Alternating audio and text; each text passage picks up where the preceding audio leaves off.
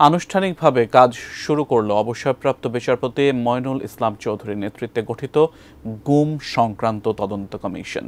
রাজধানীর গুলশান এভিনিউয়ে কমিশনের কার্যালয়ে প্রথম দিনে গুম হওয়া একাধিক ব্যক্তির স্বজনরা তথ্য দিতে আসেন। সকালে কমিশনের ৫ সদস্যের কমিশন বৈঠকে বসে কর্মপন্থা ঠিক করে। বৃষ্টি উপেক্ষা করেই কয়েকজন ভুক্তভোগী কমিশনে আসেন। প্রয়োজনীয় নথিপত্র ও তথ্যপাত্র জমা দেন তাঁরা। আগামী ৩০ সেপ্টেম্বর পর্যন্ত প্রতিদিন সকাল 10:30 থেকে বিকেল 4টা পর্যন্ত গুমের শিকার ব্যক্তিদের সম্পর্কে তথ্য নেবে কমিশন। এর আগে অফিস সময়ে কমিশনের হটলাইন 017016621220 নম্বরে ফোন করে অ্যাপয়েন্টমেন্ট নিতে হবে। 2010 সালের 1 জানুয়ারি থেকে 2024 সালের 5 আগস্ট পর্যন্ত যারা গুমের শিকার হয়েছেন কেবল তাদের বিষয়ে কমিশনে লিখিত অভিযোগ দাখিল করা যাবে।